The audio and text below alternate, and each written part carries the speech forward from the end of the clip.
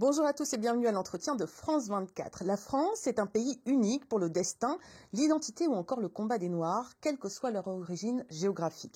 Pourtant, elle a pratiqué l'esclavage et a entériné tardivement la citoyenneté des indigènes et on considère quand même que la France est un pays de liberté pour les Noirs. Voilà les quelques phrases par lesquelles commence La France noire, 3 siècles de présence, un magnifique ouvrage richement illustré et dirigé par notre invité aujourd'hui, Pascal Blanchard. Bonjour, merci d'avoir accepté notre invitation. Alors vous êtes historien, spécialiste de la colonisation ou même du fait colonial, comme vous me l'avez précisé avant l'enregistrement de cette émission. Avant d'aborder le paradoxe français que vous pointez dans cette introduction, est-ce que vous pouvez nous dire quand est-ce que commence l'histoire des Noirs en France ? En France hexagonale. C'est déjà important à dire. Là, nous ne parlons pas des moments de conquête du vieil empire, d'ancien régime colonial qui déjà, à Saint-Domingue ou dans les Antilles, était présent, ou dans les premiers comptoirs africains. C'est vraiment sur le sol métropolitain, hexagonal. Dès le XVIIe siècle, il y a une présence de quelques individus, affranchis ou esclaves, sur le sol de France. Et d'ailleurs, même le Code noir aura un de ces articles qui parlera de ces affranchis sur le sol de France. C'est que déjà, il commençait à inquiéter la société française. Alors, il est étrange quelque part quand même de parler d'une histoire des Noirs dans leur ensemble sans forcément distinguer. Ça peut paraître même choquant ou surprenant en fait. Comment est-ce que vous justifiez ça ? Ça peut paraître choquant, surprenant en France. Finissons votre phrase. Aux États-Unis, ça fait 50 ans que des spécialistes, il y a même des Black Studies aux États-Unis, en Angleterre aussi. Quand Gilroy fait Black Britain, personne n'est surpris en Angleterre, en Hollande, en Espagne. Il y a qu'en France où la question pourrait faire débat. D'ailleurs, c'est comme pour l'histoire des femmes. En France, on se pose même la question s'il faudrait faire une histoire des femmes, voire une histoire des classes populaires. C'est très typiquement français comme questionnement. Alors qu'en fin de compte, on est tous capables de comprendre qu'il y a une histoire du regard posée sur les Noirs. Donc c'est ça en fait, finalement, ce que vous faites. Pas seulement. Pas seulement. Quand les Noirs se réunissent en 1919, je dis bien les Noirs, à Paris pour le congrès de la race nègre, et qu'ils sont tous noirs, et qu'ils se disent noirs, qu'ils se présentent comme noirs, qu'ils se revendiquent comme noirs. Quand Césaire, Damas et Senghor écrivent les principes de la négritude, et qu'ils les revendiquent en tant que noirs, quand il y a le congrès en 1957 à Paris, à la Sorbonne, des écrivains noirs, ils s'appellent eux-mêmes noirs. Toute cette histoire forme un chapelet, un récit. Il s'écrit comme une histoire aussi et du regard, et d'une histoire revendiquée, et d'une histoire aussi juridique. Quand on interdit aux Antillais d'être appelés sous les drapeaux alors qu'ils sont citoyens français parce que noirs, ou quand on définit tel ou tel député comme M. Légitimus quand il rentre au Parlement comme député noir, c'est pas moi qui ai écrit ces mots-là. Et au final, quand on appelle les tirailleurs sénégalais la force noire, c'est pas moi qui invente le mot. Il est dans l'histoire. Donc c'est-à-dire qu'il y a une histoire du mot. Donc de qui parlons-nous? Il y a même une ambiguïté, parce qu'au XVIIe, dans les Noirs, on met les hommes et les femmes des mascareignes, des esclaves qui viennent des côtes de l'Inde. Vous voyez que même le mot de noir a pu changer en fonction des temps et des histoires. Et alors même le mot de noir peut être sujet à discussion, parce que souvent dans Politiquement Correct, aujourd'hui on parle plus de black plutôt que de noir. Est-ce que c'est une provocation? Oui, pour et black vous, on en parlait. Je pense que c'est même un mot qui est en train de disparaître. Il a correspondu à la génération des années 95-2005. Une influence un peu américaine, une manière de dire autrement les choses, d'être un peu branché, un peu la culture rap, Black Blamber, le mythe de 98. Même ce mot aujourd'hui est considéré comme négatif parce qu'il aurait été un emprunt de la culture américaine. Vous le découvrez dans le vocabulaire, notamment aujourd'hui, vous avez même le mot afro-français qui commence à émerger. Dans le roman, dans la littérature, dans les discussions, même noir, est revendiqué de plus en plus avec fierté. Je rappelle que le CRAN, lui-même, accepte le terme puisqu'il le revendique dans son propre nom. Donc il n'y a plus de polémique autour du terme noir, c'est plus politiquement... Il y en a, heureusement qu'il y en a encore, sinon ça veut dire que ce mot n'aurait plus cette valeur majeure de nous raconter aussi une histoire à travers ce mot même. Il continue à y avoir des polémiques autour et il y en aura encore dans quelques années. Alors revenons sur ce paradoxe français que vous pointez dans votre introduction, à savoir que à la fois la France est perçue comme un pays de liberté pour les Noirs, mais en même temps c'était un pays esclavagiste qui a donné la citoyenneté aux indigènes de façon extrêmement tardive. Finalement, d'où ça vient, ce paradoxe? Je crois que d'abord la France est un cas unique. Aux États-Unis, on se doute que c'est pas un paradis pour les Noirs. Quand on connaît l'histoire du lynchage, l'histoire de la ségrégation, l'histoire du combat politique pour l'égalité des droits civiques, jusqu'à Obama.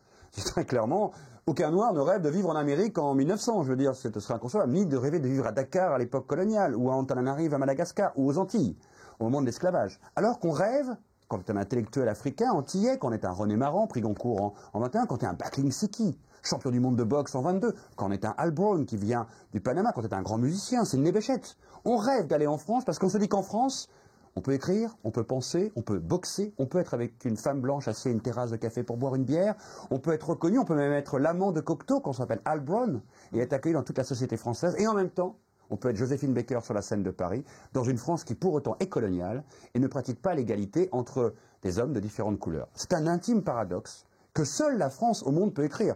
Ce pays est bizarre. Raoul Diagne est le premier joueur noir à jouer dans une équipe européenne de football et son papa, Blaise Diagne, premier ministre noir de la République française, inaugure dans le même instant, en 1931, l'exposition coloniale à Vincennes qui va exhiber des indigènes. Il n'y a que la France pour produire un tel paradoxe.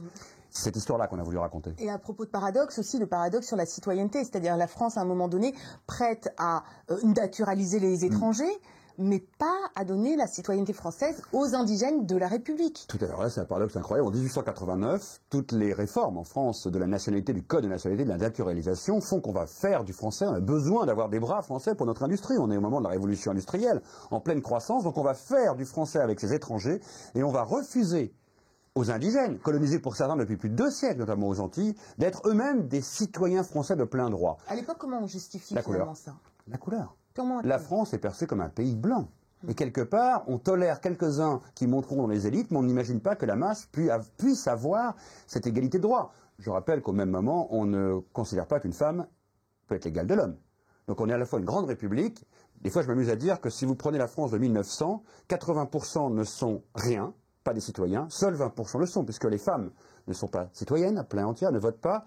Les Noirs, les Maghrébins, les Asiatiques, les Antillais, les Kanaks, les Polynésiens n'ont pas les mêmes droits, ou les comptoirs des Indes, que les Français de métropole. Donc c'est à la fois une république qui donne l'égalité pour tous, sauf pour 80% de la population. Faut jamais oublier ce petit paradoxe. Et là, c'est amusant de remonter le temps quand on voit que tous les débats qui ont pu accompagner et le combat des femmes et le combat des minorités visibles pour avoir cet accès à la citoyenneté. C'est ce qu'on a essayé de montrer dans le film et dans le livre.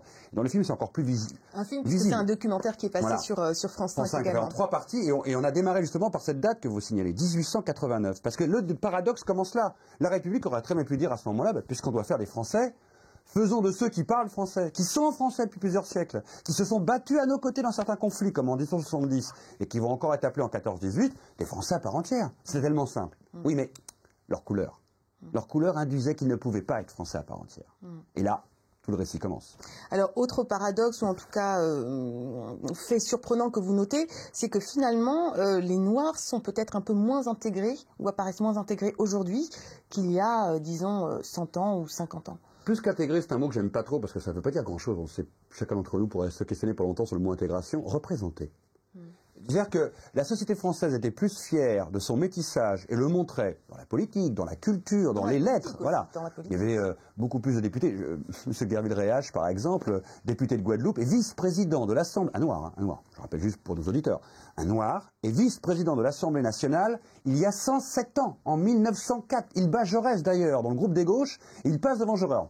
Pourtant, il n'y avait pas beaucoup d'électeurs noirs au Parlement pour voter pour lui. Et il devient même président de l'Assemblée nationale? Non, vice-président. Vice-président. C'est déjà énorme. Vous imaginez aujourd'hui, vous avez combien de vice-présidents noirs de l'Assemblée nationale? On a oublié que M. Monnerville, il y a 60 ans, était président du Sénat. Si on disait ça aujourd'hui à nos hommes politiques, à nos femmes politiques, ils seraient extrêmement inquiets de découvrir que ce pays n'a pas besoin d'inventer la diversité.